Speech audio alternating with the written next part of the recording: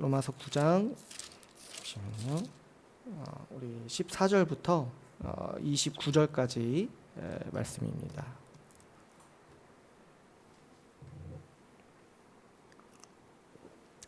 로마서 9장 14절부터 29절까지 말씀 같이 함께 봉독하시겠습니다. 그런즉 우리가 무슨 말을 하리요? 하나님께 불의가 있느냐? 그럴 수 없느니라. 모세에게 이르시되 내가 긍휼히 여길 자를 긍휼히 여기고 불쌍히 여길 자를 불쌍히 여기리라 하셨으니, 그런즉 원하는 자로 말미암음도 아니요 다른 박질하는 자로 말미암음도 아니요 오직 긍휼히 여기시는 하나님으로 말미암음이니라. 성경이 바로에게 이르시되 내가 이 일을 위하여 너를 세웠으니 곧 너로 말미암아 내 능력을 보이고 내 이름이 온 땅에 전파되게 하려 함이라 하셨으니, 그런즉 하나님께서 하고자 하시는 자를 긍휼히 여기시고 하고자 하시는 자를 완악하게 하시느니라. 혹 내가 내게 말하기를 그러면 하나님이 어찌하여 허물하시느냐? 누가 그 뜻을 대적하느냐 하리니, 이 사람아 내가 누구이기에 감히 하나님께 반문하느냐? 지음을 받은 물건이 지은 자에게 어찌 나를 일같이 만들었느냐 말하겠느냐? 토기장이가 진흙 한 덩이로 하나는 귀 쓸 그릇을 하나는 천이 쓸 그릇을 만들 권한이 없느냐? 만일 하나님이 그의 진노를 보이시고 그의 능력을 알게 하고자 하사 멸하시기로 준비된 진노의 그릇을 오래 참으심으로 관용하시고, 또한 영광 받기로 예비하신 바 긍휼의 그릇에 대하여 그 영광의 풍성함을 알게 하고자 하셨을지라도 무슨 말을 하리요? 이 그릇은 우리니 곧 유대인 중에서뿐 아니라 이방인 중에서도 부르신 자니라. 호세아의 글에도 이르기를 내가 내 백성 아닌 자를 내 백성이라, 사랑하지 아니한 자를 사랑한 자라 부르리라. 너희는 내 백성이 아니라 한 그곳에서 그들이 살아계신 하나님의 아들이라 일컬음을 받으리라 함과 같으니라. 또 이사야가 이스라엘에 관하여 외치되 이스라엘 자손들의 수가 비록 바다의 모래와 같을지라도 남은 자만 구원을 받으리니, 주께서 땅 위에서 그 말씀을 이루고 속히 시행하시리라 하셨느니라. 또한 이사야가 미리 말한 바 만일 만군의 주께서 우리에게 씨를 남겨두지 아니하셨더라면 우리가 소돔과 같이 되고 고모라와 같았으리로다 함과 같으니라. 아멘.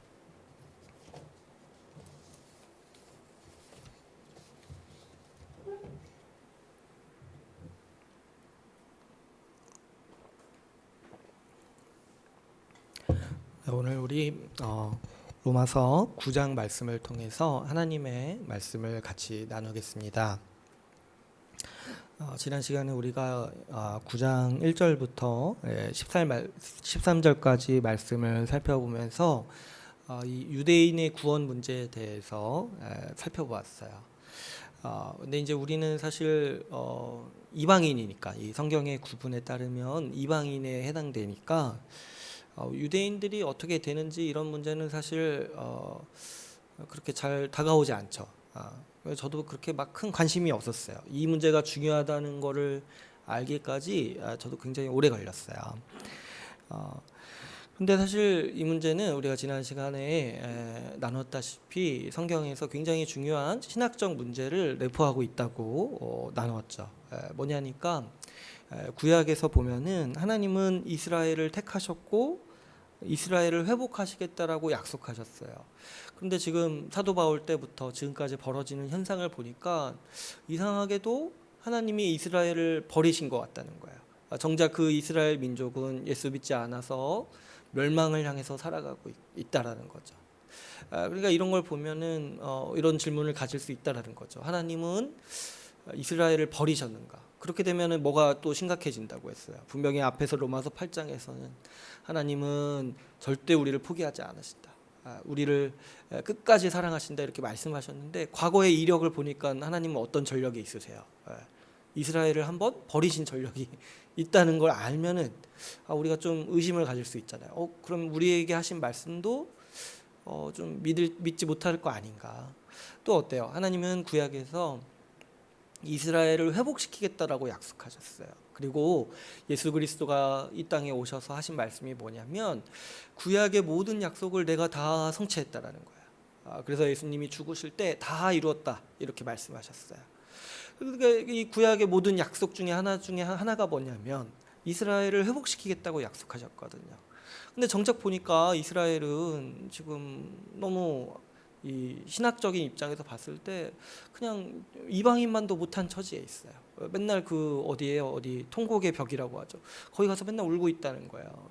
저 보진 못했는데 그런 불쌍한 처지에 그런 아주 처량한 처지에 있다라는 거죠. 지금 예수 믿지 않아서 얼마나 큰 복을 구약에서 약속한 그 모든 복을 얼마나 많이 이스라엘이 버리고 또 놓치고 있는지 몰라요. 그러니까 우리가 이런 현상을 보게 됐을 때 그러면 이 하나님의 약속이 어떻게 되는 건가? 하나님의 약속을 어기신 건가? 약속을 폐하신 건가? 이런 의문들을 우리가 가질 수 있다는 거죠. 여기에 대해서 사도 바울은 우리가 지난 시간에 나눴던 6절에서 이렇게 얘기한다고 했죠. 하나님의 말씀이 폐하여진 것 같이 않도다. 이런 이제 말씀은 이제 사도 바울이 구약 전체를 아주 살펴보면서 우리에게 한마디로 딱 얘기해 주는 거예요. 구약의 모든 말씀이 폐하여진 것이 아니라는 거죠. 왜냐하면 이제 6절에서 계속해서 말하듯이 구약을 정말 잘 살펴보니까 육신에서 난 이스라엘이 다 이스라엘이 아니다라는 거죠. 하나님은 처음부터 이스라엘을 어떤 혈통이나 민족으로 생각하지 않으셨다는 거예요. 어떤 경우에도 하나님은 이스라엘 민족만이라는 이유 하나만으로 구원하신 적이 없다는 거예요. 그래서 우리가 이 성경 역사 중에 이 이스라엘 역사를 쭉 살펴보면은 이스라엘 중에서도 심판받은 사람이 많아요. 멸망받은 사람이 많다라는 거죠. 그런데 지금 와서 하나님이 이스라엘 민족이라고 구원하신다라고 이렇게 받아들인 거는 사실 구약을 정말 읽지 않은 사람들의 모습인 거죠. 오히려 하나님은 이스라엘 백성이라 할지라도 그 중에서 선택하셔서 구원하셨다는 거예요. 그래서 이제 지난 시간에 두 가지 사례를 살펴봤죠. 대표적으로 하나님은 이삭과 이스마엘, 그러니까 아브라함의 자손을 모두 택하신 것이 아니라 그 중에 이삭만을 택하셨다는 거예요. 사실 이제 아브라함도 어때요? 아브라함도 세상 모든 사람 중에 한 사람을 택하신 거예요. 노아의 자손 중에 한 사람을 택하신 거예요. 그리고 그 아브라함의 모든 자손을 택하신 것도 아니고 그 중에 이삭만을 택하셨다는 거죠. 또 어때요? 하나님은 이삭의 모든 자손을 또 그분의 백성 삼으신 것도 아니에요. 이삭의 자손이 이제 야곱과 에서가 있었는데 이때는 오히려 이 둘째 아니죠. 이삭도 사실 둘째였죠. 엄밀히 말하면. 그러니까 이 야곱을 택하신다는 거예요. 그러니까 이제 이스라엘 민족 혈통적인 아브라함의 자손이라고 해서 하나님께 구원받는다, 하나님의 백성이 된다라는 말은 완전히 헛소리라는 거죠. 구약에서 한 번도 있은 적이 없었던 얘기라는 거예요. 그런데 이제 사도 바울이 또 우리에게 보라고 하는 건 뭡니까? 특별히 이 에서와 야곱을 택하실 때 하나님께서 어떤 기준으로 택하셨냐는 거예요. 했을 때 하나님은 뭐 에서가 어렸을 때부터 좀 약간 거칠고 야곱은 좀 애교가 많아서 이런 식으로 선택하신 게 아니라는 거예요. 하나님이 야곱과 에서를 구분하시고 선택하신 거는 나기도 전에 그 태중에서 이거는 이제 언제 선택하셨는지 모르지만 우리가 분명히 알 수 있는 건 뭐예요? 나기도 전에 그들의 행위와 어떠함을 보시고 선택하신 것이 아니라 온전히 하나님만의 생각대로, 하나님의 주권대로, 하나님의 뜻대로, 100% 하나님의 뜻대로 하나님이 결정하셨다라는 거예요. 이를 통해 우리가 분명히 알 수 있는 사실은 하나님께서 우리를 구원하신다라는 것은 하나님의 택하심으로, 하나님께서 예정하심으로, 하나님께서 미리 아시고 미리 정하시는 방법으로 우리를 구원하신다는 거예요. 그래서 이거를 이제 우리가 이해할 수 있는 언어로 바꿔 말하면 이런 거예요. 하나님의 뜻이요, 인간의 행위와 어떠함에 상관하지 않으신다는 거예요. 그래서 우리가 하나님과의 관계를 생각할 때 우리가 가장 많이 착각하는 것 중에 하나가 뭐라고 했어요? 하나님이 우리의 행위대로 갚으신다고 생각하는 거라고 했잖아요. 근데 하나님은 우리를 구원하시고 선택하실 때부터 우리의 행위를 보신 적이 없으세요. 오히려 하나님 그분만의 뜻과 그분만의 방법으로 우리를 선택하시고 구원하시기로 결정하셨다는 거죠. 그래서 우리가 이제 구약을 살펴보면, 이 이스라엘 역사도 살펴보고 구약의 역사를 살펴보면, 하나님은 이스라엘 민족이라고 해서 구원하신 적도 없으시고, 오히려 그 중에서도 계속해서 선택하셨고, 또 어때요? 심지어는 이방인 중에서도 하나님은 선택하셨어요. 그래서 우리가 대표적으로 라헬 같은 사람은 이방인이잖아요. 오히려 그 여리고성에 있는 멸망받을 백성 중에 한 명이었잖아요. 하나님의 심판의 대상이었잖아요. 그럼에도 하나님은 라헬을 택하셔서 이스라엘이 되게 하셨다라는 거예요. 그래서 예수님의 족보에 보면은 그 라헬의 이름이 꼭 나와요. 하나님은 이스라엘을 어떤 혈통적으로 개념으로 이렇게 이끌어 오신 것이 아니라 오직 그분의 선택으로 이스라엘 백성을 만드셨다라는 것을 우리에게 보여주는 사건들인 거죠. 그러므로 사도 바울은 이스라엘에게서 난 이스라엘 민족, 그 육신의 혈통, 그 족보가 다 이스라엘이 아니라고 우리에게 말하고 있는 것이죠. 그러니까 이스라엘은 우리가 이제 분명히 이해할 것은 어떤 지금 지구상에 있는 저기 중동에 있는 저 국가, 저 민족을 얘기하는 말이 아니라 하나님이 택하신 하나님의 백성을 지칭하는 이 구약의 언어라는 거예요. 그래서 하나님의 택함을 받아서 그리스도를 믿는 우리가 참된 이스라엘이라고 했어요. 우리가 이스라엘이에요. 지금 우리가 구원받아서 이스라엘이 되었으니까 이스라엘을 끝까지 붙잡으시고 회복하시겠다라는 하나님의 약속이 지금 우리 교회를 보면은 성취되었다라는 걸 알 수 있다라는 거예요. 아주 놀라운 방식으로 성취되었죠. 구약 시대 때 이스라엘은 저 중동에 아주 그냥 저 비리비리한, 물론 다윗 때는 아주 충만한 영광을 누렸지만 저 아주 약소국이었어요. 그 수많은 강대국에 둘러싸여서 이러지도 저러지도 못하고 오로지 하나님만 의지했던 약소국이었어요. 그러니까 하나님이 아무리 그 국가에 큰 영광을 약속하셨지만 하나님의 백성은 거기 그냥 소수 조금 있었던 거예요. 그런데 지금은 어때요? 지금은 이스라엘이 전 세계에 퍼져 있어요.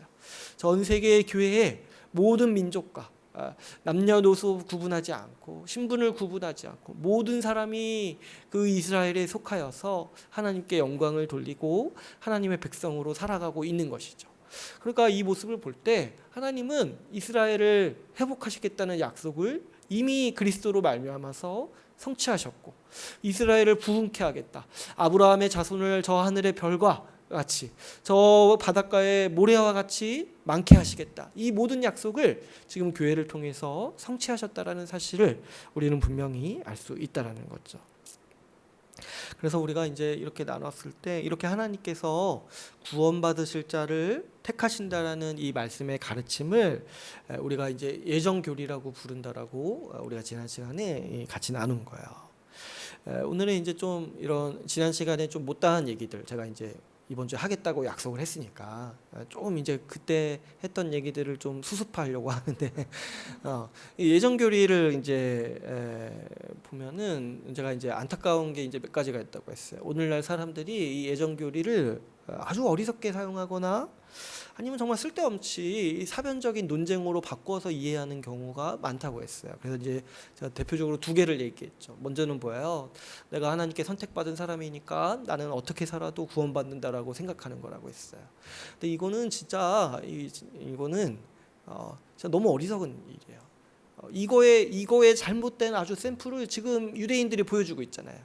유대인들은 어때요? 자기들이 지금 하나님께 선택받았다라고 생각하잖아요.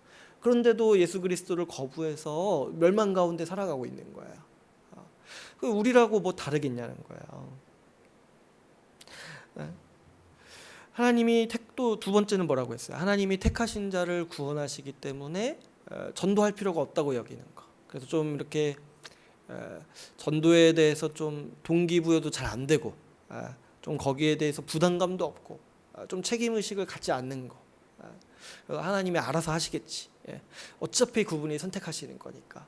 이렇게 이제 가만히 있는 거. 이것도 아주 잘못된 태도라고 했어요. 성경에서 어디 그런 말이 있습니까? 오히려 복음 전하라고. 사도 바울이 이 예정 교리를 가장 잘 아는 사람인데 왜 사도 바울은 복음 전하기 위해서 죽도록 고생했겠습니까? 이런 이제 어리석은 태도가 아주 이 예정 교리를, 이 영광스러운 예정 교리를 아주 이제 처참한 모습으로 이 난도질하는 모습이라고 했어요.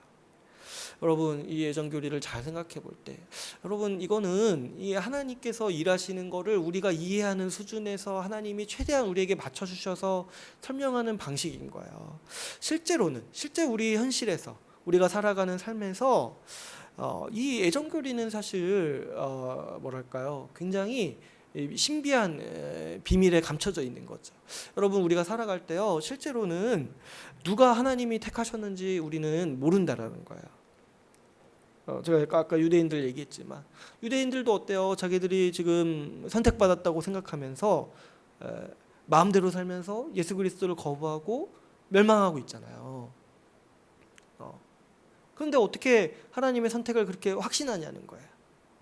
우리라고 뭐가 다르겠습니까? 우리 중에 누구든지 뭐 내가 하나님의 선택을 받았으니까 나는 뭐 어떻게 살아도 된다, 이렇게 살아갈 때 성경은 그런 사람들을 향해서 뭐라고 얘기한다고 했어요? 너 그렇게 살면 지옥 간다라고 분명히 우리에게 가르치고 있다고 했죠. 예정은요, 우리를 향한 이 구원의 공로, 우리를 향한 이 하나님의 이 모든 복락을 주시는 모든 이 구원의 복이 온전히 하나님께만 그 공로가 있다라는 것을 우리에게 가르쳐주는 이 교리인 거예요. 누가 구원받은 사람인지, 누가 택함 받은 사람인지 구별할 수 있는 능력이 우리에게는 없는 거죠. 이걸 누가 이런 능력을 가지고 있습니까? 여러분, 하나님께서 선택하실 때 나기도 전에, 또 심지어는 어떻게 말씀하세요? 창세 전에 그분의 뜻대로 택하셨다고 했어요. 근데 누가 그걸 아냐는 거예요. 그 하나님의 그렇게 하나님의 생각을 속속들이 아세요? 하나님이 어떤 계획과 그 마음을 갖고 계신지 그렇게까지 샅샅이 아세요? 그 하나님 머릿속에 들어갔다 나온 사람이 있어요? 그렇지 않은데 어떻게 우리가 저 사람은 택함 받은 사람입니다, 나는 택함 받은 사람인데 이렇게 확정적으로 확신할 수 있냐는 거예요. 이렇게 말한다는 것 자체가 자기를 너무 높게 평가하는 아주 교만한 말인 거죠. 그렇다면 이제 또 어떤 분들은 아주 이제 혼란을 느끼고 의문을 가질 수 있어요. 그러면 우리가 이 하나님의 택하심을 확신할 수 없냐는 거야. 바꿔 말하면 우리가 우리의 구원을 확신할 수 없냐는 거예요. 하나님께서 택함 받아서 우리가 구원받는다고 하는데 우리가 구원을, 하나님의 택하심을 확신하는 게 어렵다라면 그럼 우리는 구원을 확신하면서 살면 안 되는 겁니까? 이렇게 이제 물어보시는 분들이 있다는 거죠.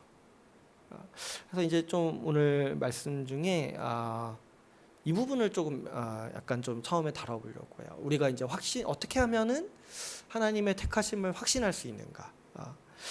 먼저는 좀 우리가 알아야 될 거는 이 확신에 대해서 우리가 좀 생각해봐야 돼요. 우리 왜 그러냐니까 우리 한국 교회는 좀 이 확신에 대한 교리, 확신에 대한 이해를 좀 남용하고 있는 좀 흐름이 있어요. 그게 뭐냐니까 우리가 어렸을 때부터 계속 들었던 얘기가 뭐냐면 구원을 확신해야 된다라고 강조를 받은 거예요. 그래서 마치 어떻게 얘기하냐니까 우리가 확신해야지만 구원받을 수 있다라고 가르치는 거예요. 그래서 뭐 저도 이제 청소년 때 많이 들었던 얘기가 오늘 죽어도 천국 갈 수 있다고 생각하십니까? 만약에 이걸 확신하지 못한다라면 당신은 구원받은 사람이 아닙니다. 그러니까 지금 열심히 기도하시고 열심히 하나님의 은혜를 간구하십시오. 이렇게 이제 얘기를 하시는 거예요. 이거 얼마나 무서워요. 이거 확신하는 게 어려우니까. 그래서 열심히 기도하다가 내가 좀 많이 한 것 같으니까 이제 좀 확신이 돼. 왜냐하면 내가 좀 했으니까. 그래서 이제 확신하게 됐어요. 그러면 이제 뭐라고 얘기하는 거야? 이거 확신하게 됐으면 구원받은 겁니다. 이런 식의 이제 어떤 뉘앙스의 말들을 이제 한다는 거죠. 근데 이제 이거는 굉장히 논리적으로 맞지 않은 모습이죠. 왜냐하면 여러분, 엄밀히 말해서 우리가 확신한다고 해서 구원받는 게 아니에요. 그렇죠? 유대인들도 자기들의 구원을 확신하잖아요. 그런데 그들이 지금 예수 그리스도를 거부하니까 구원받는 게 아니잖아요. 마찬가지로 우리가 확신하지 않는다고 해서 구원 안 받는 것도 아니고, 우리가 확신한다고 해서, 우리의 구원을 확신한다고 해서 우리가 구원받는 것도 아니에요. 지금까지 이제 나눈 얘기들을 다 생각해 보세요. 하나님이 우리를 선택하시고 하나님이 우리를 구원하셔야지 우리가 구원받는 거예요. 우리가 아무리 확신한다고, 저는 확신합니다, 저는 100% 확신합니다, 오늘 죽어도 천국 간다고 확신합니다 해도 내일 지옥에 있을 수 있어요. 왜냐하면 어차피 그게 내 확신에 달린 문제가 아니라는 거예요. 더군다나 제가 이제 앞에서도 말씀드렸지만 하나님의 택하심을 확신한다는 거는 참 우리 인간의 능력으로는, 그리고 우리 인간의 지성으로는 굉장히 어려운 일이에요. 여러분, 제가 몇 가지만 한번 말씀드려 볼 테니까 잘 들어보세요. 우리가 살아가면서 이런 경우들을 종종 많이 봐요. 어떤 경우냐면 아주 신실하던 사람이 인생의 말기에 배교하는 모습들을 봐요. 아주 저 유명한 전도자, 저 유명한 부흥사, 근데 인생의 말기에 아주 배교해가지고 그리스도를 부인하고, 그 말로 안 할지라도 그 모든 행동으로 교회를 부인하고 그리스도를 부인하는 모습들을 우리는 아주 심심치 않게 봅니다. 그러니까 어떻게 우리가 저 사람은 택함 받은 사람입니다, 나는 택함 받은 사람입니다, 내 미래를 모르는데 어떻게 그거를 확신할 수 있냐는 거예요. 또 이제 반대 경우도 우리는 많이 보죠. 어떤 경우예요? 저 아주 방탕하게 살던 사람이 인생의 어느 시점에서 회심하여 가지고 아주 사람이 바뀌는 경우를 우리는 심심치 않게 많이 봐요. 그러니까 어떻게 우리가 저걸 확신할 수 있냐는 거야. 저 사람은 하나님께서 버리신 사람이다, 저 사람은 하나님께서 버리셔서 구원하지 않을 사람이다, 이렇게 어떻게 그렇게 감히 단정 지을 수 있냐는 거야. 그 사람의 인생의 끝을 보지 않고 그 사람의 인생의 연속을 보지 않는 이상 우리는 사실 그걸 다 봐도 우리는 확신할 수가 없을 뿐만 아니라 우리도 사실 어떻게 될지 모른다는 거죠. 더군다나 우리가 이제 이 복음의 진리들을 생각해 볼 때 우리가 우리의 구원을 확신한다라는 것은 아주 큰 믿음이 필요해요. 왜 그러냐니까 하나님께서 우리를 구원하실 때 우리를 어떻게 구원하셨다고 했어요? 속량을 주셔서, 예수 그리스도의 속량을 통해서 그리스도가 모든 대가를 다 지불하셨기 때문에 우리에게 어떻게 하신다고 했어요? 우리에게 은혜로, 공짜로, 값없이 우리를 구원하신다고 했어요. 근데 이 지점에서 이제 우리가 확신하기가 어려운 지점이 좀 생깁니다. 왜 그러냐니까 여러분 한번 생각해 보세요. 여러분이 이 물건을 주문한다고 한번 생각해 보세요. 오늘 이제 예배 끝나고 어디 이렇게 쇼핑몰 들어가서 물건을 살 거예요. 그럼 내가 카드값이 나가고 문자가 오죠. 카드값이 지불됐습니다. 그러면 내가 그 물건이 화요일 정도에 오겠죠. 오늘 주문하면 그럼 화요일에 오리라는 걸 확신할 수 있죠. 그죠? 왜냐? 내가 대가를 지불했으니까, 내가 한 게 있으니까, 내가 투자한 게 있으니까.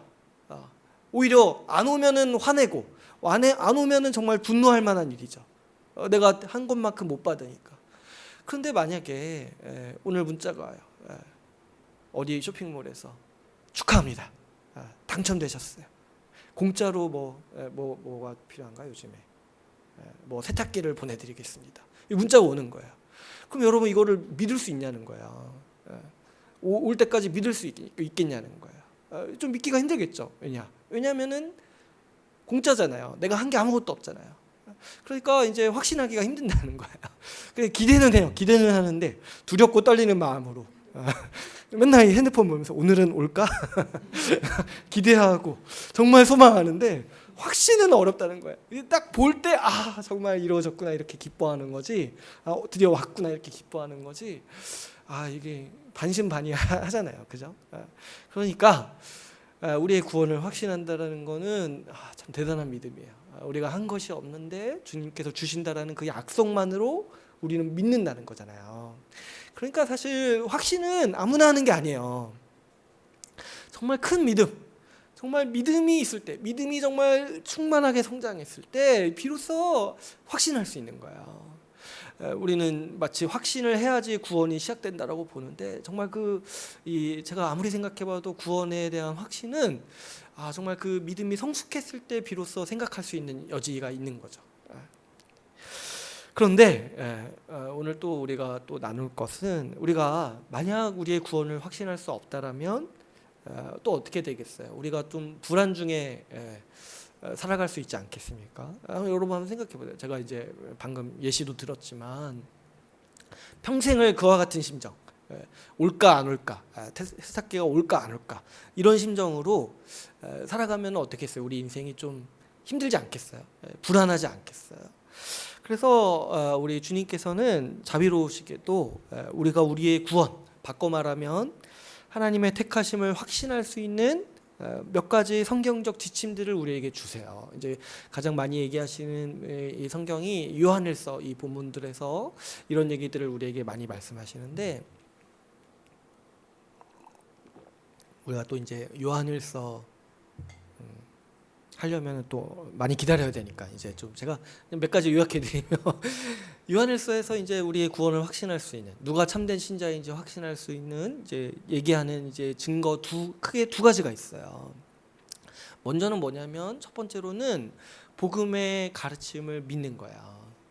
복음의 가르침을 믿는 거. 여러분 우리가 복음을 깊게 살펴보면은 복음 자체 우리의 어떠함과 상관없이 우리를 택하시고 구원하신다라는 하나님의 아주 그 신실하신 그 약속이 담겨 있어요. 그러니까 우리가 이 약속을 계속해서 반복해서 듣고 또 성경 전체에 나타나는 이 하나님의 신실함을 알아갈 때 우리 마음에 생기는 게 뭐예요? 이 약속을 굳게 확신하게 되는 거예요. 하나님이 이 약속을 나에게 주셨구나. 하나님이 이 말씀을 나에게 주셨다라는 것을 내가 굳게 믿게 되는 거야. 그러니까 그러면서 자연스럽게 어떻게 되는 거예요? 하나님이 약속에서 반드시 나를 건지시니까 내가 내 구원도 확신할 수 있구나. 이렇게 이제 자연스럽게 믿음이 하나님의 말씀과 이 복음의 지식과 함께 자라나는 거죠. 그러니까 우리가 구원을 확신할 수 있는 가장 첫 번째는 뭐냐면 이 복음의 교리들, 복음의 지식들을 제대로 알고 그 지식들을 의존하고 그 지식들을 체계적으로 알아가는 그 과정 가운데 있다라는 거죠. 그러니까 이 복음을 아는 사람이 사실은 구원을 확신할 수 있어요. 복음의 내용을 살펴볼 때마다 하나님의 신실하신 말씀이 뭘 우리에게 보증하고 있어요? 우리를 담보하고 있어요. 하나님이 우리를 반드시 구원하시겠다라는 이 약속을 우리에게 담보하고 있는 거죠. 그러므로 우리가 이 하나님의 말씀을 지속적으로 배울 때 우리의 이 믿음이 성장하면서 동시에 모두 같이 따라오는 거예요. 구원의 확신도 같이 따라오게 되는 거예요. 왜냐하면 믿음이 성숙하니까. 믿음이 굳건해지니까 내 구원도 확신하게 되는 거예요. 믿음이 약할 때 구원을 확신하는 건 정말 어리석인 거예요. 그건 말도 안 되는 거죠. 그리고 이제 두 번째로 중요한 게 뭐냐면 이제 우리가 믿음의 열매들을 볼 때 우리는 우리의 구원을 확신할 수가 있어요. 이거 이제 우리 다른 성경에서 바꿔 말하면 내가 성령을 받았는가 받지 않았는가 이런 걸로도 얘기할 수 있는데, 근데 이제 믿음의 열매 이게 뭐냐는 거예요. 예수님이 어떻게 얘기하셨냐면 열매를 보고 나무를 안다고 말씀하셨어요. 그러니까 이제 우리한테 한 가지 우리의 구원을 확신할 수 있는 지혜를 주시는 거예요. 그게 뭐냐면 그 사람의 열매를 보면은 그 사람의 택하심, 그 씨앗을 알 수 있다라는 거예요. 그 씨가 무엇인지, 그 속이 무엇인지 그 사람의 열매를 보면 알 수 있다는 거예요. 그리고 예수님은 또 요한복음 15장에서 분명히 말씀하신 게 뭐냐면 누구든지 나에게 붙어 있기만 하면 그 사람은 열매를 맺는다라고 말씀하셨어요. 그러니까 예수 믿는 신자, 하나님이 택함 받은 신자는 필연적으로 뭐가 있냐면은 그 믿음의 열매들을 맺게 돼 있다는 거예요. 예수님이 어떻게까지 얘기하셨냐면 열매 맺지 않는 나무마다 다 가지치기 당한다고 했어요. 왜냐? 그 거짓이니까, 거짓으로 붙어 있는 거니까 하나님이 더 그 참 가지에게 생명력을 더 공급해 주시기 위해서 가지치기 하신다고 했어요. 가짜 나무들, 가짜 가지들. 그러니까 모든 신자, 모든 하나님의 선택받은 신자는 그 삶에 참된 열매가 있다는 거예요. 근데 이제 그러면은 우리가 의문을 가질 수 있는 게 그럼 그 열매가 뭐냐는 거예요. 내가 좀 전도 많이 해야 되냐는 거예요. 물론 이제 그것도 될 수 있죠. 그런데 여기서 이제 성경에서 말하는 믿음의 열매라는 거는 이 그리스도를 닮은 성품을 말하는 거예요. 우리가 이제 로마서 말씀에서도 어떻게 얘기했어요? 그 아들의 형상을 본받게 하시기 위해서 하나님이 우리를 택하시고 구원하셨다고 했잖아요. 그러니까 이 성령의 열매, 이 예수님이 말씀하시는 열매는 어떤 우리의 성과, 우리의 어떤 전도 숫자 이런 것들을 얘기하는 게 아니라 내가 그 그리스도의 성품을 얼마나 더 닮아가느냐. 이거를 제가 더 직접적으로 표현하면 뭐라고 했어요? 곧 내가 아니라 지체를 사랑하는 사람, 내 가족이 아니라 교회 지체를 더 사랑하고 내 몸과 같이 사랑하는 자로 더욱더 성장해가고, 우리의 성정이, 우리의 마음 씀씀이가, 우리의 말과 행동이 그렇게 더 성숙해가는 모습들이 우리가 맺는 열매라고 했어요. 그러므로 이 믿음은 반드시 이 성화의 삶, 예수 그리스도를 더 닮아가는 삶으로 반드시 나타나게 돼 있다는 거죠. 신자의 삶은 점점 더 태화하는 삶이 아니라고 했어요. 제가 많이 말씀드렸지만 자기가 좀 예전보다 더 못 믿는 것 같다, 예전보다 더 믿음이 약해진 것 같다, 그랬을 때 자기 구원을 좀 의심해 봐야 되는 거예요. 자기가 정말 제대로 믿고 있는 건지 그 의심해 봐야 된다고 했어요. 오히려 예수 그리스도는 어떻게 얘기하셨냐면 사람이 내 안에 있으면 열매를 점점 더 많이 맺는다고 얘기하셨어요. 그러니까 우리가 어떻게 된다는 거예요? 우리가 점점 더 자라난다는 거죠. 그러므로 신자는 반드시 성장합니다. 신자는 반드시 성숙하는 사람이에요. 더 나은 사람으로 되어간다는 거예요. 물론 여기에 우리가 좀 그래도 좀 염두에 둬야 되는 거는 개인마다 차이는 있어요. 그런 경우가 있는 거예요. 어떤 사람은 그렇게 비난받을 수도 있어요. 어떻게 신자가 저러냐, 어떻게 이제 저렇게 이상한 사람이 신자냐. 근데요, 우리가 또 그렇게 함부로 말할 수 없는 지점이 뭐냐면 그 이상한 사람 있잖아요. 근데 과거를 보니까, 예수 믿기 전 보니까 더 이상했어요. 이게 지금 나아진 거야. 내가 눈에 보기에는 좀 지금 보기 이상한데, 근데 그 사람 인생 전체를 보니까 어때요? 전체를 보니까 와, 진짜 이 사람은 과거에 비하면 많이 나아진 거야. 근데 물론 그럼에도 불구하고 내가 지금 보기에 좀 부족해 보일 수 있어요. 근데요, 제가 이거 한번 얘기한 적이 있는데 착각하면 안 된다고 했어요. 그 사람의 나중이 어떻게 될지를 또 우리는 모른다는 거예요. 나보다 더 영광스러운 성품으로 주님이 빚어가셔서 아주 나를 부끄럽게 하실 날이 올 수가 있다는 거예요. 내가 지금 비웃고 아유 저 어리네, 아유 아유 어떻게 저런 걸로 쩔쩔매냐 이렇게 비웃는 사람이요, 주님이 나중에 어떻게 바꾸실지 누가 아냐는 거예요. 우리 주님이 우리 인생을 꽉 붙드시고 모든 것을 협력해서 우리에게 선을 이루신다라고 우리에게 말씀하시는데, 내가 지금 비웃는 그 사람 하나님이 나보다 더 높게 쓰시고 영광스럽게 시켜주실지를 누가 아냐는 거예요. 그런데 이제 분명한 거는 사람마다 정도의 차이는 있지만 이 누구나 하나님이 택하신 자, 그리고 참된 믿음을 가지고 있는 자는 반드시 성숙해진다는 거예요. 그리스도를 닮은 모습으로.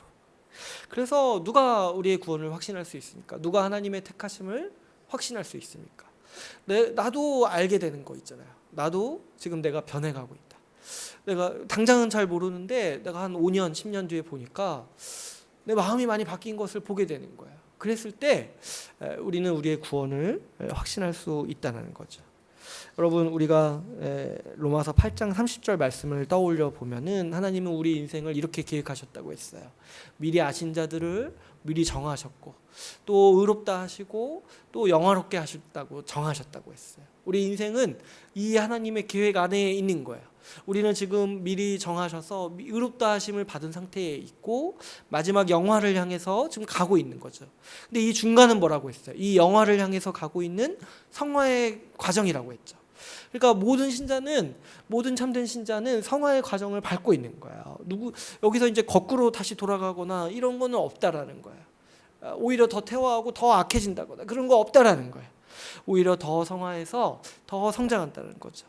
그러니까 내가 지금 마지막에 영화될 것을 무엇을 보고 확신하냐니까, 내가 지금 이 계획 가운데 있다는 걸 확신할 수 있는데, 뭘 보고 내가 이 계획 가운데 있다는 걸 더 확신할 수 있어요?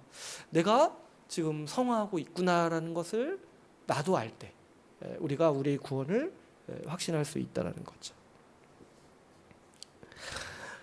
여러분, 우리가 신자로서 살게 되면서 예수 그리스도의 그 성령의 은혜를 받아 생활하면서 우리가 이제 일상에서 누리는 아주 놀라운 은혜 중에 정말 경험할 때마다 깜짝깜짝 놀라는 것 중에 하나가 뭐냐면 나 자신도 아는 거예요. 이게 내가 아니라는 걸 나도 아는 거예요.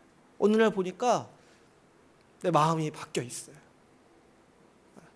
내가 막 그렇게 애쓴 것도 물론 있지만 그렇게까지 막 그렇게 막 힘써서 한 것도 아닌데 어느 날 보니까 긍휼의 마음이 생기는데 근데 이게 낯선 거야. 내가 왜 이러지? 내가 내일 죽나? 이런 심정으로 나 좀 왜 이렇게 이상한 것 같지? 마음이 왜 이렇게 약해졌지? 옛날 같았으면 아주 모질게 대했을 텐데 지금은 좀 또 불쌍해 보이고 또 용서의 마음이 그렇게 노력하지 않았는데도 갑자기 더 생기고 그 속상했던 그 다른 사람으로 인해서 속상했던 아주 한 달 내내 속상했었는데 요즘에는 그냥 하루 이틀 좀 앓으면 이제 없어지고 이런 거 이렇게 좀 그냥 한두 달 봤을 땐 모르는데 한 10년 5년을 이렇게 지나고 나서 보니까 너무 마음이 변해 있다는 거 있잖아요.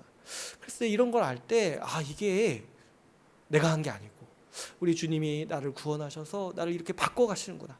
나를 변화시키시는구나. 이렇게 지금 우리가 확신할 수 있다는 거예요. 내가 주님의 구원의 계획 가운데 있구나. 내가 주님의 이 정하심 가운데 있구나. 이것을 우리가 확신할 수 있다는 거죠. 그래서 제가 많이 얘기하는 게 있죠. 우리는 절대로 과거로 돌아가는 거를 소망할 수 없어요. 그 끔찍했던 시절로 돌아가겠다고요. 어떤 분은 뭐 젊었을 때로 돌아갈 수만 있다면 자기 전 재산을 바치겠다는데 저는 뭐 그렇게 바칠 만한 전 재산도 없지만 절대로 돌아가고 싶지 않아요. 누가 저를 20년 전 젊은 시절로 돌려보내겠다. 절대로 가고 싶지 않아요. 그때만큼 그렇게 그 썩은 마음 가지고 아주 괴롭게 살았는데 그 뭐 상황이 어렵고 그런 거 다 떠나서 그 마음 상태가 아주 썩어 있었는데 그때로 다시 돌아가서 아주 그 죄의 쓴맛, 아주 그 죄의 썩은 그 우물의 맛을 맛보면서 살아가는 다시 그렇게 살겠다고요? 절대로 그걸 바랄 수가 없죠. 그리고 우리는 과거를 그리워하면 안 돼요. 과거를 그리워하시는 분은 한번 의심해봐야 돼요. 그때가 더 좋았던 거 아니에요? 그러면 여태 마음이 안 변한 거 아니에요? 여태 좀 성장하지 않은 거 아니에요? 그러니까 여러분, 우리가 이제 구원을 확신할 수 있다는 것은 이 두 가지, 복음의 진리들을 더 신뢰할 수 있는 것, 그리고 두 번째로 성화의 삶이 우리 가운데 나타나는 것. 이 두 가지가 있을 때 우리는 비로소 우리의 구원을 확신하면서 우리의 삶을 평안 가운데 살아갈 수가 있다라는 거죠. 또 오늘 우리는 이 예전과 관련해서 지난주에 다루었던 다루겠다라고 얘기했던 중요한 문제를 또 함께 오늘 얘기하려고 해요. 이런 거죠. 만약 하나님이 구원하신 자를 우리의 의지와 우리의 행동과 상관없이 선택하신다라면 그러면 그런 하나님이 과연 공평하시냐 하는 문제라는 거죠. 선택받지 않아서 심판받는 사람 입장에서는 억울할 수 있겠죠. 내가 구원받지 못하는 것은 하나님이 선택하지 않았기 때문인데 왜 내가 심판받고 처벌받아야 되는가? 하나님께서 자의적으로 그분만의 어떤 기준과 그분만의 생각대로 선택하신 결과인데 내가 왜 심판을 받아야 되냐는 거예요. 그러니까 좀 억울할 수 있겠죠. 이런 질문들은 우리가 하나님이 선택하신다, 하나님이 구원받으실 자를 선택하신다라는 말씀을 들었을 때 바로 떠올리는 반감들인 거죠. 그래서 이제 누가 신학교 다닌다고 하면은 사람들이 가장 많이 질문하는 게 이거예요. 그러면은 어떻게 되는 거냐. 그래서 오늘 본문은 이 의문에 대해서 중점적으로 다루고 있습니다. 제가 지금 30분 지나서 이제 말씀을 보는데 오늘도 할 수 있어요. 예정에 대해서 이 반감을 가지는 사람이 17절을 보면은 그 반감이 아주 더 커져요. 17절을 우리 한번 볼까요? 17절 한번 같이 한번 읽어보겠습니다. 17절 같이 읽을게요. 시작. 성경이 바로에게 이르시되 너를 세웠으니 곧 너로 말미암아 내 능력을 보이고 내 이름이 온 땅에 전파되게 하려 함이라 하셨으니. 그러니까 여기서 말하는 이제 이 바로는 누구를 얘기해요? 이 파라오. 이 출애굽기에서 이 모세 이야기에 나오는 이 그 파라오를 얘기하는 거죠. 근데 오늘 말씀은 어떻게 얘기해요? 이 바로 모세를 하나님이 세우셨는데 지금 아주 재밌게 바로도 하나님이 세우신 사람이라는 거야. 이 그 바로도. 근데 이제 어떻게 세우셨냐니까 그를 선택해서 구원하실 목적으로 세우신 게 아니라 뭐예요? 하나님께 대항할 악역으로서 세우셨다는 거예요. 그래서 이제 우리가 출애굽기 말씀을 여러분 이제 잘 아시는 이 애굽의 10가지 재앙 그 이야기들을 이제 생각해 보시면 이 바로가 역시 그 참 고집이 세죠. 그러니까 하나님이 세우신 거예요. 모르겠어요. 고집 센 사람을 바로로 세우신 건지 아니면 그 바로로 세우신 다음에 고집을 강하게 하신 건지 그건 모르겠어요. 근데 이제 하나님이 특별히 그 하나님께 대항할 악역으로서 세우신 거예요. 그러니까 그 바로의 고집을 보면 아주 특출나죠. 10가지 재앙을 겪고도 끝까지 하나님께 반항을 하죠. 그 정도로 아주 이 초월적인 고집을 보이는 사람인 거예요. 보통 사람이면요 재앙 하나 겪고 바로 엎드려요. 그죠? 근데 이 바로는 어때요? 10가지 재앙을 다 겪고도 끝까지 자기 아들까지 죽었는데도 하나님께 끝까지 반항했던 사람인 거예요. 근데 왜 그러냐니까 그 뒤에 있는 신비가 뭐냐니까 이 사람을 하나님이 특별히 세우셨다는 거예요.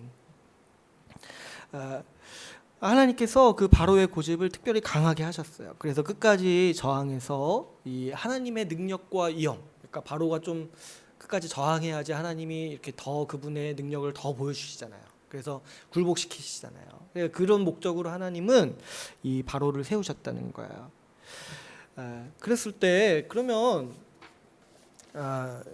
여기서 이제 18절에서는 이 일을 가지고 이렇게 얘기하는 거예요. 그런즉 하나님께서 하고자 하시는 자를 긍휼히 여기시고, 그러니까 모세와 그때 당시 이스라엘 백성을 긍휼히 여기시고, 또 하고자 하시는 자, 그분이 뜻하시는 자를 완악하게 하신다는 거예요. 그러니까 어떤 자는 완악하게 하셔서 멸망에 이르도록 하신다라는 거야. 그러니까 예정은 필연적으로 하나님께서 구원하실 자를 선택하신다는 의미뿐만 아니라 멸망당할 자도 구별하신다는 의미가 될 수밖에 없는 거예요.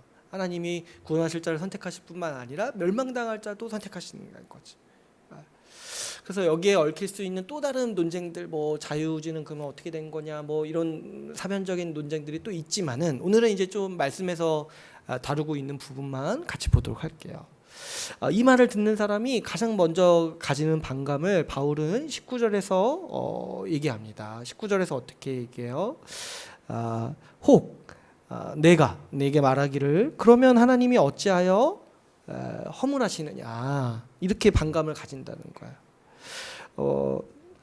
그러니까 앞에서도 제가 얘기했지만 하나님께서 멸망받을 자도 정하시고 구원받을 자도 정하신다면 모든 것이 하나님의 선택에 따라서 미리 정해지는 거잖아요.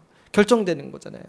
그렇다면 우리가 죄짓고 지옥 형벌을 받을지라도 우리 탓이 아니지 않냐는 거예요. 어떻게 하나님이 우리의 잘못을 허물하셔서 그걸 허물 삼으셔서 우리를 심판하실 수 있냐는 거예요. 그럼 그건 잘못된 거 아니냐는 거죠. 게다가 이거 뭐 기준도 모르겠다는 거죠. 나기도 전에 하나님은 선택하셨어요. 그러면 하나님은 불공정하신 거 아니냐는 거예요. 여기에 대해서 이 바울의 답변은 20절이에요. 20절. 20절을 우리가 같이 한번 읽어보겠습니다. 같이 한번 읽어볼게요. 시작. 이 사람아, 내가 누구에게 감히 하나님께 반문하느냐? 지음을 받은 물건이 지은 자에게 어찌 나를 일같이 만들었느냐 말하겠느냐. 그러니까 이런 태도, 하나님이 어찌하여 허물하시느냐, 하나님의 심판이 과연 정당한 것이냐, 이렇게 반문하는 태도는 하나님의 선택에 의문을 가지는 태도인데, 이거는 뭐냐니까 지금 하나님의 결정에 반문하는 거잖아요. 그랬을 때 사도 바울은 이 태도에 대해서 먼저 지적을 해요. 그게 뭐냐니까 지금 하나님과 논쟁하겠다는 거냐는 거예요. 그랬을 때 사도 바울은 이게 이제 두 가지 문제가 있는데, 먼저는 뭐냐니까 이 하나님이 누구신지 너는 진짜 모르냐는 거야. 그리고 네가 누구인지 너는 지금 모르냐는 거야. 그래서 이제 사도 바울이 여기에 대해서 이렇게 시작하는 거예요. 네가 누군데? 하나님이 결정하시고 하나님이 선택하신 저 결정에 의문을 제기하고 또 어떤 반론을 제기하거나 거기에 대해서 이게 논쟁거리라고 감히 생각할 수 있냐는 거야. 그러니까 뭐 이렇게 우리가 이거 가지고 뭐 이렇게 토론할 수 있어요. 하나님이 이렇게 하는 게 옳으시냐, 하나님이 이렇게 하는 게 정의로우신 거냐, 이렇게 하는 게 하나님이 공평하신 거냐, 이렇게 토론할 수 있어요. 근데 이제 사도 바울이 이렇게 딱 와서 얘기하는 거예요. 너가 도대체 누군데 그런 얘기를 하냐는 거야. 지금 이제 사도 바울이 우리의 위치를 얘기해 주시는데, 그게 뭐냐니까 21절에서 이 토기장이의 비유를 얘기하죠. 이제 토기장이의 비유가 여기서 이렇게 원래 이제 구약에서도 있는데, 이제 사도 바울이 여기서 이제 가져와서 우리에게 설명해 주는 게 뭐냐면, 하나님이 창조주시라는 거야. 하나님이 우리를 지으신 자라는 거야. 근데 그 지으신 분이 우리를 그분의 뜻대로 결정하실 권한이 없으시겠냐는 거야. 그러니까 지금 너희가 이렇게 논쟁하고 이거 가지고 의문을 제기하는 것들은 지금 한 가지를 망각하고 있는데, 너네 하나님이 지은 사람이라는 거야. 그 하나님이 지으시고 하나님이 결정하신 것에 그 반문을 제기할 자격이 없다라는 거죠. 하나님은 창조주시고 하나님은 주님이시라는 거예요. 하나님의 결정에 우리가 의아해할 수는 있죠. 뭐 이해는 안 갈 수 있죠. 근데 그게 무슨 상관이 있어요? 우리가 이해하지 못한다고 해서 하나님의 결정이 잘못된 거라고 우리가 어떻게 감히 말할 수 있냐는 거예요. 여러분, 이 사실을 인정하는 것이 우리가 이 예정교리를 이해하는 아주 기본적인 태도인 거예요. 저는 이 말씀이 아주 충격적으로 다가왔어요. 저도 뭐 어떻게 하면 하나님 이 행동에 대해서 합리적으로 이해할 수 있을까 고민 많이 했어요. 근데 이 말씀을 보고 딱 생각을 접었어요. 내가 이런 거 생각하는 것 자체가 사실 이상한 거구나. 아니, 내가 누구인데 정신이 번쩍 들지 않아요. 이 사람아, 네가 누구냐. 아니, 그렇다는 거예요. 여러분, 하나님은 그분의 뜻대로 하실 수 있는 주님이세요. 우리가 옳은 것을 우리가 판단할 수 있는 것이 아니라 하나님이 옳은 것을 그분이 판단하시는 거예요. 우리는 하나님과 논쟁하거나 하나님께 따질 수 있는 위치에 있지 않습니다. 하나님은 우리에게 최대한 맞추어 주셔서 우리에게 자세를 낮추셔서 그분의 행동에 대해서 우리에게 많이 설명해 주세요. 그래서 이 성경책이 전체가 이 하나님의 구원 경륜, 그 신비에 쌓여져 있고 비밀에 쌓여져 있던 구원 경륜을 우리가 최대한 이해할 수 있도록 우리에게 가르쳐 주시고 우리에게 이해시켜 주신 결과물인 거예요. 그런데 그렇다고 해서 우리가 하나님의 모든 뜻을 이해할 수 있다라고 착각하면 안 된다는 거예요. 우리 지적인 수준이 그렇게 높지 않다는 거예요. 여러분, 마치 그거와 같죠? 아이가 이 부모의 행동을 이해할 수 있겠습니까? 아이가 왜 병원 가서 부모님들이 내가 싫은데 주사를 맞춰서 날 아프게 하는지 그거 이해할 수 있겠냐는 거야. 요즘에 이제 막 접종하잖아요. 독감 예방 이런 거 접종하잖아요. 그러니까 아이 입장에서 얼마나 짜증나요. 놀러 가는 줄 알고 막 신나게 옷 입고 이렇게 막 웃으면서 나가는데 병원 가서 주사 맞으니까 얼마나 짜증나요. 그래서 부모가 밉죠. 막 울죠. 근데 그거 이해할 수 있겠냐는 거예요. 그게 그 부모의 사랑이고 헌신이라는 거를. 근데 그것도 말로 설명을 못해요. 백신을 어떻게 설명해요? 백신을. 그러니까 이게 지금 우리가 하나님이 지금 공정하시냐 이게요, 백신 맞고 투정거리는 거랑 비슷한 거예요. 하나님 선택이 그게 우리가 자유주의를 존중하시는 거, 이게 지금 아이가 울면서 투정 부리는 거랑 똑같은 거라는 거예요. 아니, 그 애들은 그래도 좀 크면은 이해할 수 있죠. 크면은. 근데 지금 이거는요, 아주 그 피조물과 창조주의 차이예요. 피조물과 창조주의 차이. 여러분, 집에 있는 애완견이 우리의 행동을 이해할 수 있습니까? 내가 TV 보면서 왜 웃는지 애완견이 이해할 수 있어요? 그래서 옆에 와서 따라 웃을 수 있어요? 내가 TV 보면서 왜 우는지 애완견이 딱 옆에 와서 이렇게 막 위로해 주는 것 같기도 하던데, 아무튼 우리 감정이나 우리의 생활에 공감할 수 있어요. 이해할 수 없잖아요. 저기 바닥에 있는 개미가 인간의 행동을 이해할 수 있냐는 거야. 마찬가지로 우리 사람이요, 이 피조물인 사람이 하나님의 모든 뜻을 다 파악할 수 있다. 하나님의 모든 행동에 대해서 내가 합리적으로 설명할 수 있다. 이런 모든 이 시도나 이런 생각들이요 상당히 교만하고 하나님이 누구신지 모르고 네가 누군지 모르는 이 아주 어리석은 태도라는 거죠.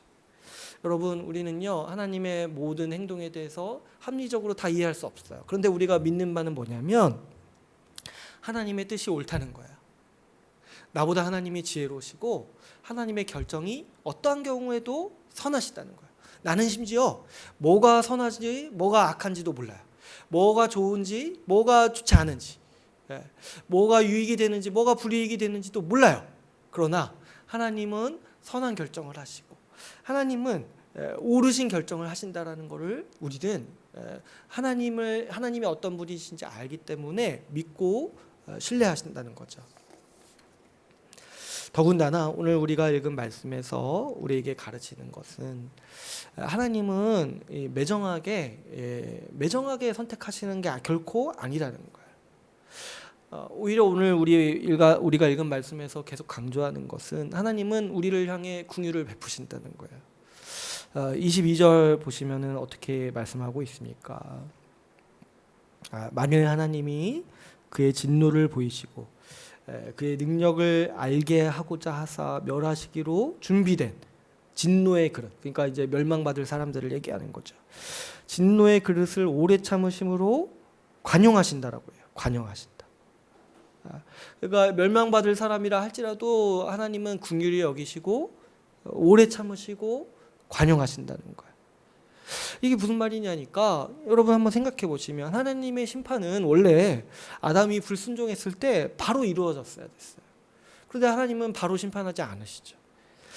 그뿐만이 아니죠. 여러분, 하나님이 정말 공명정대하게 일하신다면 우리가 죄 지었을 때 하나님은 바로 심판하셔야 돼요. 우리가 뭐 죄 지었을 때 바로 하늘에서 이 번개가 내리쳐가지고 좀 짜릿하게 하면 어때요? 우리도 바로 정신 차리고 하나님 공평하시구나, 하나님 정의로우시구나, 바로 알 수 있지 않겠어요? 근데 하나님은 그렇게 하지 않으신다는 거야. 하나님은 오래 참으신다는 거예요. 죄인에 대해서 오래 참으세요. 바로 아까 앞에서 바로가 10번 하나님께 반항했다고 했잖아요. 10번이 아니라 11번이죠 정확히 하면. 근데 뭐 인생에 수없이 반항하면서 살았겠죠. 근데 하나님은 그걸 또 다 참으시고 응대해 주시는 거예요. 생각해 보시면 오늘날 우리가 살아가는 세상에 또 불신자들, 또 특별히 아주 완악한 사람들도 있어요. 창조주를 부인하고 하나님은 없다, 또 심지어 하나님을 향해서 저주를 퍼붓고 하나님을 불공평하다, 신은 세상에 없다, 이렇게 말하고 이런 생각을 가지고 살아가는 사람도 많이 있어요. 그런데 하나님은 그렇게 아무리 악하고 하나님을 대적하고 원수로 생각하는 사람이라 할지라도 하나님은 그분의 세상, 그분이 만드신 세상에서 살아가도록 관용을 베푸신다는 거예요. 그 사람들도, 하나님을 욕하고 하나님을 저주하는 사람들도 하나님의 것을 누리면서 살고 있다는 거예요. 하나님이 만드신 이 세상에서 하나님의 좋은 것들, 하나님의 주시는 복들을 누리면서 살아가고 있다는 거죠. 여러분, 이 세상은 하나님의 것이죠. 그런데 하나님께서는 얼마나 그 마음이 넓으신지 하나님을 부인하는 사람들도 이 세상에서 살도록 허락하신다는 거예요. 그리고 참으시고 관용하신다는 거예요. 그 인생 끝까지 돌이키도록 관용하신다는 거예요. 그리고 이 창조물의 좋은 것들을 맛보도록 하나님은 인도하시죠. 그 아낌없이 베푸시죠. 여러분, 제가 곰곰이 생각해 보니까 이 세상에 아무리 악한 악인이라 할지라도 그 치킨 먹으면 맛있지 않겠어요? 그 사람도 맛있다 하겠죠. 아무리 악한 사람이라 할지라도. 근데 그 사람이 그걸 먹으면서 맛있다고 느끼는 게 뭐냐면 하나님이 관용을 베푸시는 거예요. 그 사람이 어디 휴가 가서 이 아름다운 자연을 보고 휴양지에서 휴가를 만끽하는 그것도요, 하나님이 관용을 베푸시는 거예요. 오래 참으시고 긍휼히 여기시는 거예요. 성경의 말씀에서 하나님은 악인에게도 의인에게와 같이 똑같이 해를 비춰주시고 비를 내려주시고 이 땅에 좋은 것들을 베푸신다라고 말씀하고 있습니다. 그런데 또 우리가 분명히 알 것은 하나님은 그런 악인들 중에서도 몇몇을 선택하셔서 또 그분의 특별한 긍휼을 맛보도록 하신다는 거예요. 그게 이제 23절에서 얘기하고 있죠. 또한 영광 받기로 예비하신 바 긍휼의 그릇에 대하여, 굉장히 멋있는 표현 아니에요. 긍휼의 그릇. 그러니까 하나님이 토기장이신데 어떤 그릇은 깨트린 거예요. 깨트리고 이 진노의 그릇, 진노를 담을 목적으로 이렇게 만드셨는데 어떤 거는 이 긍휼의 그릇을, 그분의 긍휼을 담으신 그릇으로 세우신다는 거예요. 그 영광의 풍성함을 알게 하고자 하셨을지라도 무슨 말을 하리요. 하나님은 똑같은 악인인데도 똑같은 그릇인데도 어떤 그릇은 그분의 긍휼을 담을 그릇으로 세우신다는 거예요. 그래서 이 긍휼의 그릇, 이들에게는 이 세상의 좋은 것들을 누리게 하셨을 뿐만 아니라 특별한 은혜를 더하여 주셨는데 그게 뭐냐면 하나님의 영광을 알고 맛보게 하셨다는 거예요. 하나님을 알게 하셨다는 거예요. 이 세상의 좋은 것들을 우리에게 주시는 분이 누구신지 하나님을 알고 그분을 따라서 그분의 영광을 맛보면서 살아가도록 하나님이 특별히 더 모든 사람에게 긍휼을 베푸셨는데 이 사람들에게 더 특별히 긍휼을 베푸셨다는 거죠. 그러므로 여러분 우리가 이 말씀을 곰곰이 살펴볼 때 하나님께서 선택하신다라는 거는 뭐 이렇게 우리가 불공정하시다, 뭐 공정하시다, 뭐 그런 맥락으로 따질 수가 없어요. 하나님께서 공정하시려면은 바로 모든 사람들을 멸절시키셨어야 돼요. 바로. 그러나 하나님은 악인들에게도 지금도 긍휼을 베풀어 주고 계시고 이 긍휼의 그릇으로 삼은 우리에게는 더 특별한 긍휼을 베풀어 주고 계시다라는 거지. 사도 바울은 이 긍휼의 그릇이 우리라고 우리에게 가르치고 있습니다. 24절 보시면 이 그릇이 누구인가? 유대인 중에서뿐 아니라 이방인 중에서도 부르신 자니라. 그러니까 유대인 중에서도 몇 명을 택하셨고 이방인 중에서도 택하셔서 이 긍휼의 그릇으로 삼으셨다는 거예요. 그러면서 이제 인용하시는 말씀이 이 호세아 25절에서 호세아서 말씀이세요. 호세아서 말씀. 근데 이제 우리가 로마서 9장 그리고 11장까지 살펴볼 때 이 호세아 말씀이 굉장히 중요합니다. 그래서 이제 이 중요한 말씀을 지금 해야 되는데 아무튼 제가 한번 해볼게요. 시간 안에 아무튼 해볼게요. 못하면 이제 다음 주에 또 하면 되니까. 호세아서 말씀을 좀 근데 여러분이 많이 아시는 말씀이죠. 호세아는 어떤 사람이었어요? 이 하나님께서 그 음란한 아내를 맞이하라고 얘기했죠. 그러니까 아마 이제 직접적으로 얘기하지는 않았는데 아마 이제 좀 그 결혼 서약을 깨트리는 사람. 그래서 이제 약간 어떻게 보면은 좀 이렇게 문란한 성생활을 했던 여인을 맞이하라는 거예요. 그러니까 이 여인이 결혼해놓고 맨날 어떻게 하는 거예요? 애를 낳았는데도 맨날 도망가는 거예요. 그래서 이제 고멜이라는 여인을 만나서 결혼했는데 이제 하나님은 이걸 통해서 뭘 보여주고 싶으시냐니까 이스라엘 너희가 하는 행동이 지금 이런 거라는 거예요. 이 결혼 서약을 함부로 깨트리고 이 결혼 서약을 지키지 않고 파기하는 사람들이라는 거예요. 그래서 이제 하나님이 호세아를 통해서 이것들을 이제 보여주시는 거죠. 근데 특별히 이 호세아가 이제 자녀를 낳는데 하나님은 그 자녀의 이름을 직접 지어주세요. 이 아들의 이름을 이스르엘이라고 해요. 이스라엘이 아니라 이스르엘. 이거 그러니까 약간 이 언어 플레이를 하나님이 하시는 건데 이게 이제 이스라엘 비슷하잖아요. 근데 이제 이스라엘은 이 이스라엘이 아주 아픈 기억을 가지고 있는 장소라고 해요. 그러니까 전쟁에서 크게 패한 전적이 있는 이 지명이라고 해요. 그래서 이제 하나님의 심판을 이제 상기시킨다는 거죠. 그러니까 굉장히 하나님은 놀랍지 않으세요? 이스라엘이라는 이 비슷한 언어를 가지고 너희는 심판받을 사람들이다, 이거를 상기시켜 주시는 거예요. 이 비슷한 언어로서. 근데 이제 오늘은 이제 이 첫째 아들보다 둘째 딸이랑 셋째 아들이 이제 중요해요.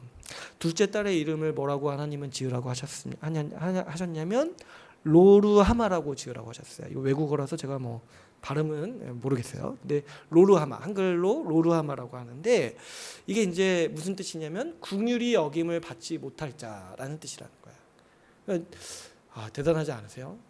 사랑하는 딸의 이름을 긍휼히 여김을 받지 못할 자. 그러니까 이제 하나님은 이걸 통해서 보여주시는 거예요. 너희가 지금 어떤 상태에 있는지. 그리고 이제 셋째 아들이 나오는데, 셋째 아들의 이름이 뭐냐면 로암미예요. 로암미. 그러니까 이거는 또 어떤 뜻이냐니까 내 백성이 아니다라는 뜻이에요. 로루하마는 뭐였어요? 긍휼히 여김을 받지 못할 자. 그리고 로암미는 뭐예요? 내 백성이 아닌 자. 그러니까 이제 자녀들 이름 한 명 한 명이 다 져준 거예요. 그러니까 이제 하나님이 이걸 통해서 이스라엘에게 말씀하시는 게, 나는 너희를 향해서 긍휼을 거두겠다. 그리고 세 번째 아들을 통해서 말씀하시는 게 뭐예요? 너희는 이제 내 백성이 아니다. 그래서 이제 로루하마, 로암미 이렇게 얘기하는데, 이 히브리어에서 로가 영어에서 이제 not, 아니라는 뜻이에요. 아니다. 그러니까 로루하면은 뭐예요? 긍휼히 여김을 받지 않는다. 로암미는 뭐예요? 내 백성이 아니다. 로 아니다. 근데 이제 참 신기하게 또 이게 이제 호세아서 1장에서 얘기하시는 하나님 말씀인데, 호세아서 2장 1절부터 하나님이 갑자기 어떻게 하시냐니까 이름을 바꾸라는 거예요. 계명하라는 거예요. 그 아들, 이 둘째 딸이랑 셋째 아들의 이름을 계명하라는 거예요. 그래서 뭐라고 얘기하냐면 그 아들의 이름을 로암미에서 암미로 바꾸라고 하세요. 그러니까 이건 무슨 말이에요? 로암미는 뭐라고 했어요? 내 백성이 아니다라는 뜻이랬죠. 근데 이제 로를 빼버리고 암미로 바꾸라는 거예요. 암미. 그럼 뭐예요? 내 백성이다라는 거잖아요. 그죠? 그리고 이제 둘째 딸의 이름도 로루하마에서 뭘로 바꾸라고 하시냐면 루하마로 바꾸라고 하세요. 그럼 뭐예요? 로자를 빼버리니까 뭐예요? 원래는 이름이 긍휼히 여김을 받지 못할 자인데, 루하마는 뭐예요? 그러면 긍휼히 여김을 받는 자로 하나님이 바꾸라고 하시는 거예요. 그래서 이제 오늘 우리가 읽은 로마서 9장 26절에서 이제 호세아 말씀을 인용하는 거는 지금 그 얘기를 하고 계시는 거예요. 보시면은 25절을 읽어보시면, 내가 내 백성 아닌 자, 그러니까 로암미를 내 백성이라, 암미라 부르겠다. 사랑하지 아니한 자를 사랑한 자, 로루하마, 긍휼을 여김 받지 못한 자를 루하마로 부르겠다. 이 말씀을 지금 얘기하고 계시는 거예요. 그래서 이제 하나님은 그분의 백성을 회복시키시고 그분의 백성을 다시 삼으시기로 약속하셨는데, 이 과정에서 벌어지는 일이 뭐냐면, 하나님이 긍휼히 여김을 받지 못할 자를 긍휼히 여기시고 내 백성이 아닌 자를 이제 내 백성으로 삼으시겠다라는 거예요. 로마서 말씀은 호세아의 이 예언서의 이 말씀이 교회, 유대인과 이방인을 포함한 교회를 가리키는 말씀이라고 우리에게 지금 가르치고 있는 것이죠. 그렇죠, 여러분. 유대인들, 이스라엘은 이미 하나님을 떠났어요. 그 고멜처럼 이 하나님과의 언약을 파기하고 이미 떠났어요. 그리고 하나님도 선언하셨어요. 나도 그들과의 너희가 먼저 나와의 관계를 청산했으니까 나도 너희와의 관계를 청산하겠다. 그래서 너희는 이제 내 백성이 아니다. 너희는 이제 내 긍휼을 받지 못할 자다라고 선언하신 거예요. 그런데 하나님은 그 백성 아닌 자들의 몇 명을 택하셔서 그들을 다시 백성 삼으시고 다시 사랑하시기로 작정하셨다는 거예요. 마찬가지로 이방인인 우리도 마찬가지예요. 우리는 원래 하나님도 모르고 하나님의 백성이 아닌 사람이었어요. 그러니까 우리는 원래 로루하마였고 우리는 원래 로함이었어요. 그런데 하나님께서 지금 어떻게 하시겠다는 거예요? 내 백성이 아니었던 자, 우리를 지금 내 백성으로, 암미로 삼으시겠다. 그리고 로루하마, 하나님의 긍휼히 여김을 받지 못했던 우리 이방인도 지금 하나님의 긍휼과 사랑을 받는 자로 바꾸시겠다. 이렇게 지금 선언하셨던 그 호세아서의 말씀이 지금 우리 교회를 향해서 성취됐다라고 사도 바울은 가르치고 있는 것이죠. 그러므로 이스라엘이나 이방인이나 원래는 뭐예요? 원래는 모두가 하나님의 백성이 아닌 거예요. 원래는 모두가 하나님의 사랑을 받는 자가 아닐 뿐만 아니라 하나님의 긍휼을 얻지 못할 자라는 거예요. 이스라엘 백성들은 그들이 원래 파기하고 떠난 사람들이에요. 그러니까 모두 인류 모두가 하나님의 백성이 아닌 자라는 거지. 그런데 하나님은 그 중에 몇 명을 택하셔서 내 백성으로 삼으시겠다. 루함마로 만드시겠다. 로함미를 암미로 만드시겠다. 그 선언하시고 우리를 그분의 백성으로 삼으셨다는 거죠. 그래서 27절도 보시면 이렇게 얘기해요. 이사야가 이스라엘에 관하여 외치되 이스라엘 자손들의 수가 비록 바다의 모래에 같을지라도 남은 자만 구원을 받으리니. 그러니까 여기서 남은 자 이야기가 나올 때는 주로 극심한 배교회 때 얘기하는 거야. 대다수가 하나님을 떠나고 배반할 때에도 하나님은 어떻게 하시냐니까 남은 자를 구원하신다라는 거예요. 하나님은 그 중에서도 몇 명을 택하셔서 그 사람들을 구원하신다라고 우리에게 말씀하고 있는 거죠. 다 하나님 백성이 아니에요. 다 하나님을 떠났어요. 다 하나님의 긍휼에서 떠났어요. 그런데 그럼에도 불구하고 하나님은 그들 중에 몇 명을 택하셔서 하나님의 백성으로 삼으신다는 것이죠. 그러므로 우리를 구원하시는 유일한 원인은 하나님의 선택이라는 거죠. 그런데 그 선택의 기준이 어떤 공정함이나 우리의 행위에 따른 평가 이런 게 아니라는 거예요. 오늘 말씀은 하나님이 우리를 긍휼히 여기시기 때문에 우리 중 몇 명을 선택하셔서 그분의 구원을 베푸신다라고 가르치고 있습니다. 29절을 보면은 결론적으로 이렇게 얘기하죠. 29절을 한번 같이 읽어볼까요? 29절 같이 읽어보겠습니다. 시작.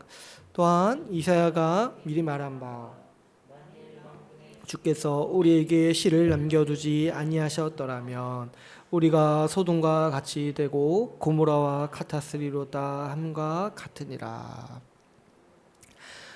소돔과 고모라는 많이 아시다시피 무엇을 얘기해요? 하나님의 심판이 얼마나 엄중한가, 하나님의 심판이 얼마나 공포를 가져오는가, 하나님의 심판이 얼마나 철저한가를 우리에게 보여주죠.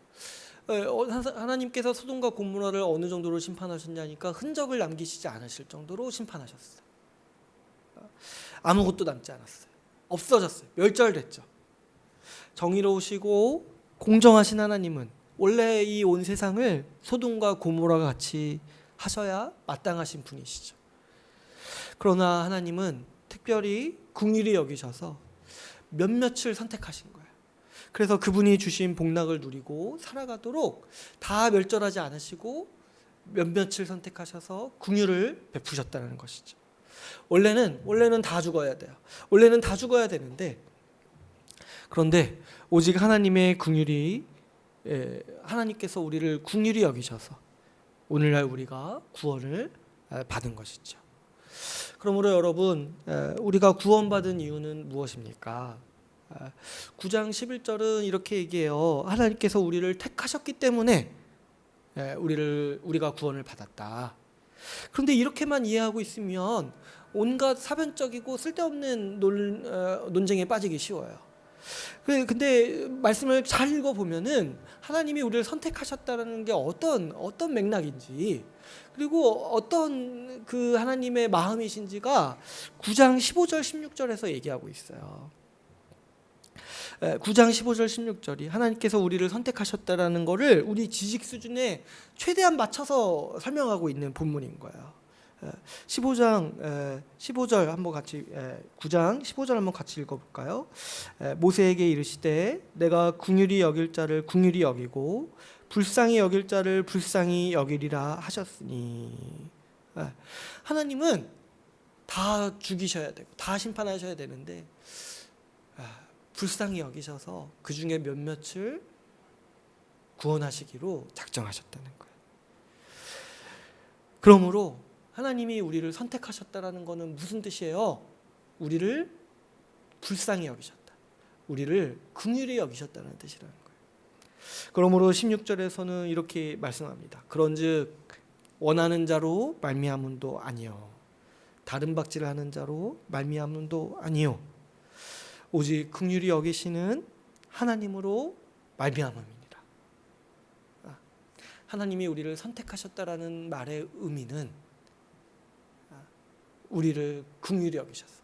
그저 우리가 불쌍해서 우리를 살리시고 우리를 구원하시기로 작정하셨다는 것이. 여러분, 우리는 하나님이 불쌍히 여기셔서 선택받은 사람들이에요.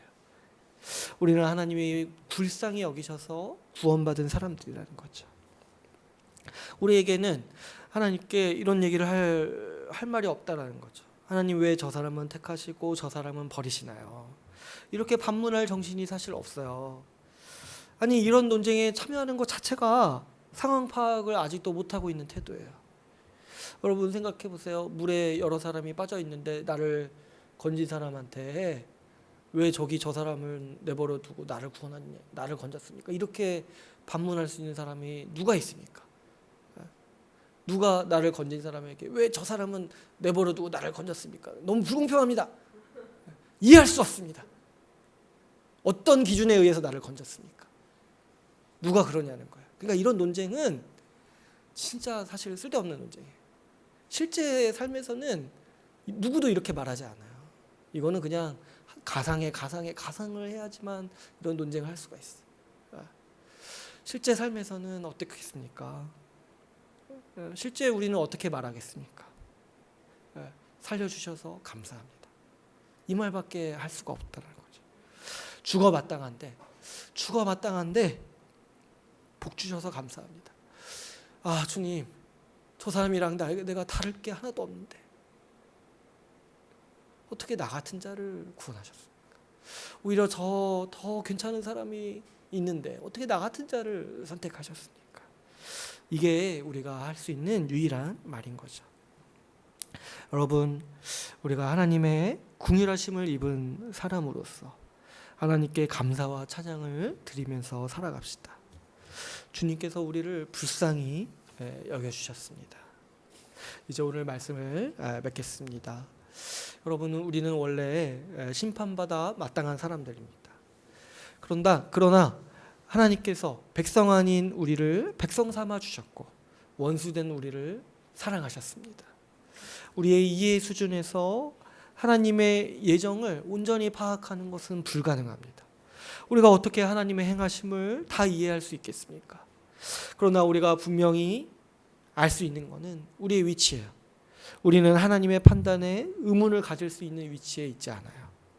무엇보다 예정은 하나님께서 매정하게 너 지옥, 너 구원 이런 식으로 이렇게 정하셨다는 얘기가 전혀 아니라는 거예요. 이런 얘기를 하시는 분들은 말씀 안 보고 자꾸 논쟁만 하니까 자꾸 이런 식의 뉘앙스를 자꾸 얘기하는 거예요. 말씀을 보면 어떻게 가르칩니까? 하나님은 모두가 멸망당하는 위치에 있는데 하나님은 그 중에 특별히 몇몇을 불쌍히 여기셔서 우리를 택하셨다는 거예요. 그러므로 예정은 하나님께서 우리를 불쌍히 여기셨다라는 의미인 것이죠. 여러분, 우리는 저 사람보다 나아서 조금 더 하나님께 이뻐 보여서 선택받을 만해서 지금 이 자리에 있는 사람들이 아니라는 거죠. 하나님께서 우리를 불쌍히 여기셔서 우리는 지금 살아가고 있습니다. 온 세상을 심판하시려던 하나님께서 참으시고 노아를 선택하셔서 그 몇몇을 구원하신 것처럼, 그리고 보존하시고 복을 주셨던 것처럼 오늘날 우리에게도 하나님은 그분의 정의로운 심판을 참으시고 예수 그리스도를 통해 우리를 보존하시고 우리를 긍휼히 여기십니다. 이번 한 주 우리가 좀 하나님의 이 긍휼히 여기시는 은혜를 깊이 생각하면서 살아봅시다. 우리는 마땅히 당연한 권리처럼 우리 삶을 살고 있는 게 아니에요. 저기 불신자들, 하나님을 향해 반감을 가지고 있는 사람들은 마치 그것들을 권리로 여길 수 있어요. 내가 태어났으니까 치킨 먹으면 내가 맛있는 게 당연하지. 이런 걸 권리로 여길 수 있어요. 내 거니까 내가 여기는 게 당연하지. 그런데 그들이요 분명히 알게 될 날이 옵니다. 이게 원래 내 것이 아니었구나. 하나님의 심판이 이를 때, 그 개인의 죽음에 이를 때 이 세상에서 누렸던 그 어느 것도 자기 것이 하나도 없고 다 하나님께 빌렸었을 뿐만 아니라 하나님께서 관용하신 결과라는 것을 그들은 마지막 날에서야, 죽을 때 가서야 조금 알게 될 거예요. 그러나 우리는 그 사실을 항상 알고 살아가는 사람들이죠. 우리가 누리는 어떤 것 하나 우리가 마땅히 누리는 권리는 없어요. 우리가 누리는 어떤 것 하나 다 하나님께서 우리를 특별히 긍휼히 여기셔서, 우리를 특별히 불쌍히 여기셔서 우리에게 주시는 복인 것이죠. 우리가 지금 숨도 쉬고 좋은 것을 누릴 뿐만 아니라 하늘의 복락을 누리는 이 모든 삶이 하나님이 우리를 긍휼히 여기셨기 때문에 가능하다는 사실을 우리가 항상 가슴에 품고 살아가기를 원합니다. 여러분, 우리가 하나님의 긍휼하심에 감사와 찬송을 드리면서 살아갑시다. 그래서 이 모든 인류에게 이 긍휼을 베푸신 하나님께서 모든 찬양과 영광 받으시기를 간절히 소망합시다. 오늘 말씀을 마치고 우리 같이 기도하는 시간을 갖도록 하겠습니다.